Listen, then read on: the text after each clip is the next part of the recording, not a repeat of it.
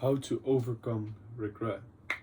Actually, right now when I'm speaking the title out loud, I think that's maybe not the exact correct title, and I uh, should have thought a bit more in detail about it. But it doesn't matter that much since the message of the video is the same.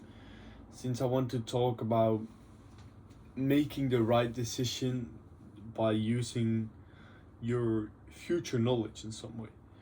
A lot of times people talk about I wish that when I was 15 years old I started with e-commerce, and I wish that back when I was 12 years old I made that or that decision, or oh man, if I would have started with my entrepreneurial journey at 18 years old instead of going to school, um, I would have been a way better place than I am right now.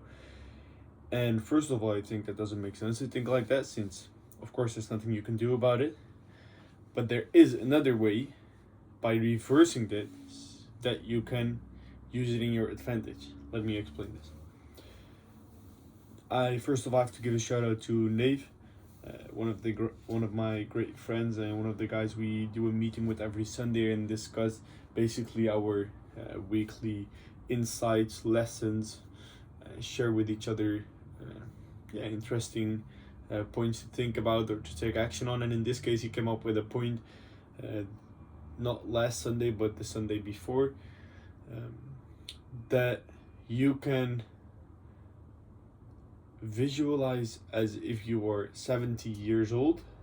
You have to sometimes take the time to think and sit down as if you are that old, and then think, what would I wanted to have myself done at this specific moment?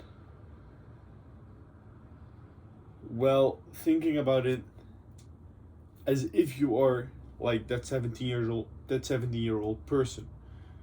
Think in a way that, okay, you are at that moment.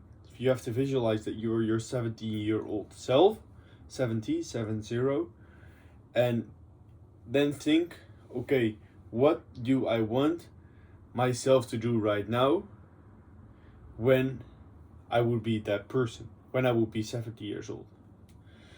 So by doing so, you think like your future self and make that decision at that specific moment, instead of doing it the other way around and say, okay, I wish I made that decision back then. You right now think, okay, does my future self wanted me to have done in my situation? I think this is really interesting, since this will start a conscious thinking process where you will think about it yourself, how what the best decision will be, and having a long-term vision in mind at the same time. And while doing so, even though you might make the wrong decision, since there's, as far as I know, no guarantee to make 100% sure that you make the right decision, you, by making a conscious decision, you can never have regret of making that decision, if that makes sense. Since then always you can back your own decision, right? Like you made that decision consciously, and then that makes no sense to regret it. And I also honestly think that you will increase the times, or the percentages of times you make the right decision by using this analogy. For example, you start to think, okay, should I study, or let's say, should I push or pivot this business? And then think, as if you are 70 years old, what do you want yourself to have done at that moment? Or for example, you do it just more proactively and think, okay, if I look at my current life right now, what does my 70 years old wanted me to do differently right now? So those are also the two action points which I will do differently from now on.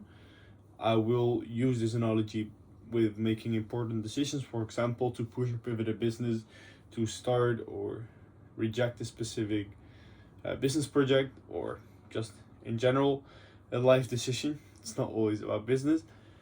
And do this every now and then to check whether I'm on the right path in general. So, for example, as I said, what does my 70-year-old want me to do differently right now? Or what are things that I, if I'm that old, could regret that I'm doing right now?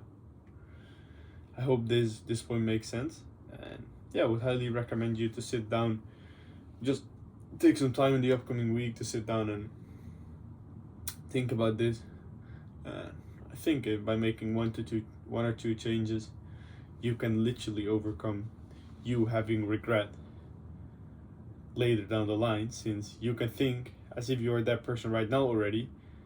And the funny thing is, right now you can still do something about it. So with that being said, I will wrap up this weekly lesson or lesson of the week, and I will see you again on Friday when we have a new episode of Road to Nine Figures. See you there. Ciao.